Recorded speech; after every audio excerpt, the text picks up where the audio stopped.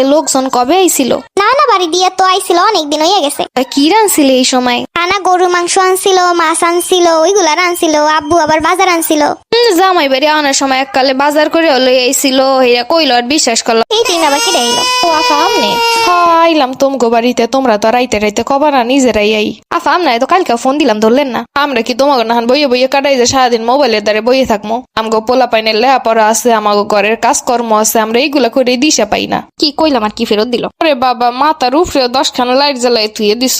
কয় এগুলো সুজ কমনে? আফা ওই যে শিয়ারির পাশেই। ঘরের মধ্যে থাও দুইজন, একজন হের ভিতরে লাইট লাগাইছো 50,000।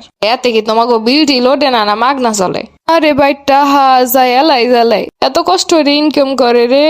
এই নতুন বিছনার কাপড়টা আবার কবে কিনলা? আফা আমনের ভাই কক্সবাজার গেছিল, ওই যা দিয়ে লই আইছে।